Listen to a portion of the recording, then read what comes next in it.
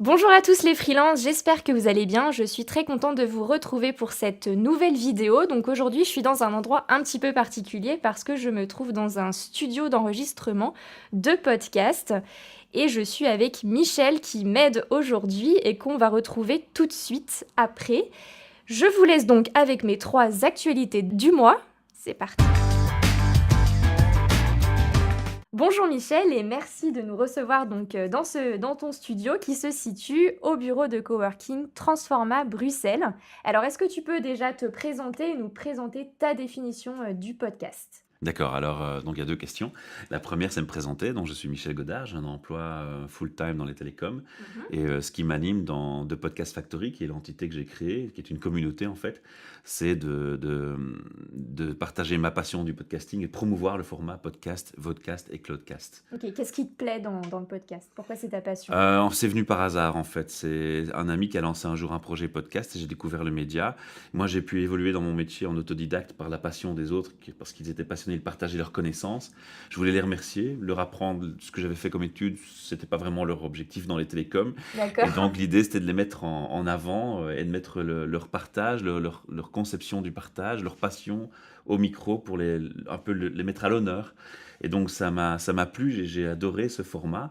Et puis, j'ai lancé mon propre projet, un second, un troisième, et puis j'ai créé une entité pour promouvoir ce type de format au maximum. Ok, qui s'appelle? Alors, l'entité s'appelle The Podcast Factory. Tout à Ok, fait. très bien. Je vous mettrai la page Facebook et le site en barre d'infos. Pour toi, en quoi le podcast peut être intéressant pour un freelance qui démarre, qui n'est pas encore connu et qui voudrait se rendre visible auprès de ses prospects? Alors, il faudra un peu définir ce qu'est le podcast. On va y revenir peut-être après, mais pour répondre directement à ta question, c'est premièrement une facilité. Donc, Mhm. quand on écrit un blog, les gens qui écrivent des blogs ou qui font la maintenance de sites le savent très bien. Pour être bien être référencé, il faut du contenu, il faut l'agrémenter régulièrement, il faut une Les régularité, voilà, il mots-clés, faut des mots-clés, le etc. Bon, SEO. tout ça reste vrai avec le podcasting, sauf que on peut être plus court en texte, on peut juste mettre une phrase qui introduit le format, puis parler librement. Mhm. Alors en termes de time consuming, hein, en termes de gestion de temps, ça va être beaucoup plus facile. Je prends mon iPhone, j'enregistre ma voix et sur la route, après je peux faire des arrangements pour améliorer ma voix, mais ça me prendra toujours moins de travail que de commencer à écrire des articles, attendre que je sois prêt devant mon ordinateur, que je doive corriger l'orthographe, faire attention à l'orthographe, il y a toutes ces Ouais, c'est problématiques. sûr. Donc ça moi je trouve ça très pratique comme format. C'est une approche beaucoup plus c'est une approche beaucoup plus innovatrice et différente. C'est une approche qui est proche du public Mhm. et alors on entend la voix. Donc quand on lit un texte, on n'a pas les émotions, on n'a pas la passion, on On n'a sait pas la peut-être pas voix. vraiment qui est derrière, on sait pas. Non, voilà, avec la voix, on a un média supplémentaire. Mhm. C'est un canal de communication supplémentaire. Alors l'idéal, c'est d'avoir la voix et l'image et la gestuelle. Mais Comme là, aujourd'hui. voilà. Alors moi, pourquoi j'ai choisi de pas faire de la vidéo? Parce que, en temps de montage, c'est beaucoup plus fastidieux, ça prend Tout à beaucoup plus fait. de temps. Oui. 2, le télécharger, c'est beaucoup plus lourd. C'est beaucoup plus lourd aussi pour le forfait mobile data, si on fait du mobile data pour Ouais. télécharger. Et 3, une vidéo, si on est dans les fils pour aller à Bruxelles, et Dieu sait qu'il y a des fils pour aller à Bruxelles, si Confirme. on met, si on met 1 heure dans les fils en voiture, la vidéo, c'est quand même dangereux de la regarder comme ça.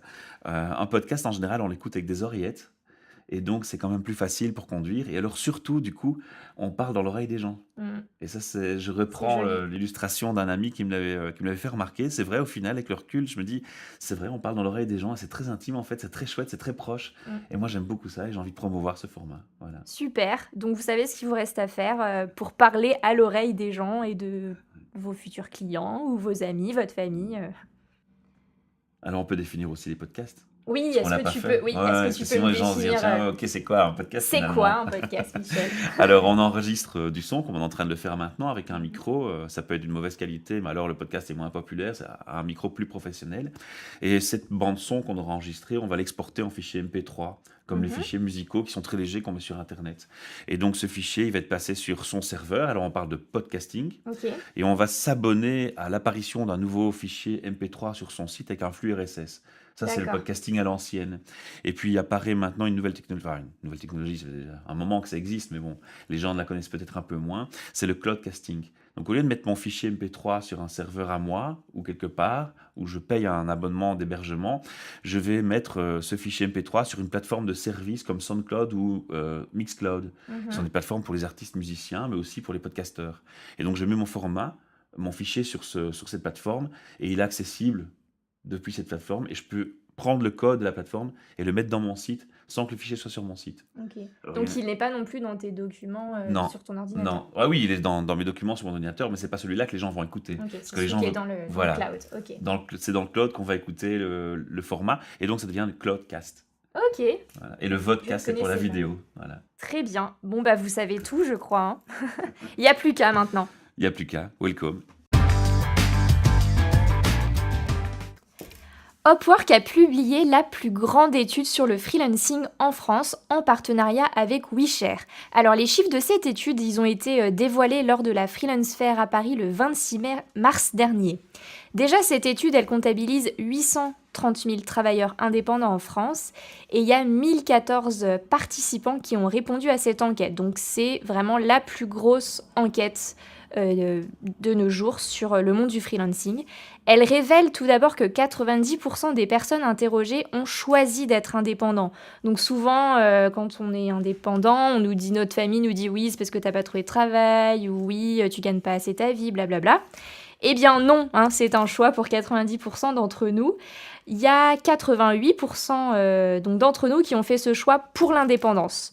Et ils se sentent globalement épanouis. Ils citent d'abord la liberté d'organiser leur temps, la possibilité de choisir leurs clients et de choisir leur lieu de travail.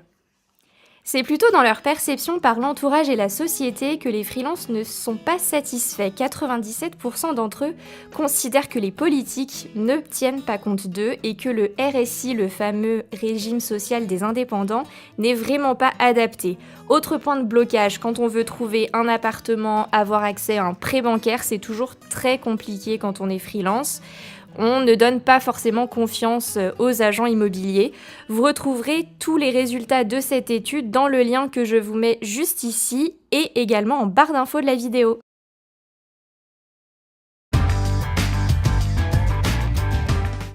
On termine cette vidéo avec un blog qui va démarrer tout prochainement et j'ai eu l'occasion de les rencontrer à Paris il y a quelques semaines à la Freelance Fair. C'est un blog qui est donc destiné à vous les freelances et qui est créé par l'assureur La Maïf. Son rédacteur en chef n'est autre qu'Antoine Vandenbroek, le fondateur du coworking La Mutinerie. Chaque mois sera consacré à un thème en lien avec la condition de freelance et ça se concrétisera en fait par des actualités, des témoignages, des bons plans, etc. Donc pour moi, je vois pas ce blog comme un concurrent de mon blog Freelance Life. Au contraire, je trouve ça assez cool qu'il y ait de plus en plus d'infos et de contenu pour vous les freelances. Parce que ça donne un large choix, un large panel et vous pouvez avoir plein d'infos, des témoignages. Donc c'est pour ça que je voulais partager avec vous cette information. Merci beaucoup à vous d'avoir regardé cette vidéo jusqu'au bout. J'espère que vous avez appris plein de choses et que ça vous a plu. Je vous dis à dans un mois sur cette chaîne et à tout de suite sur mon blog. Ciao!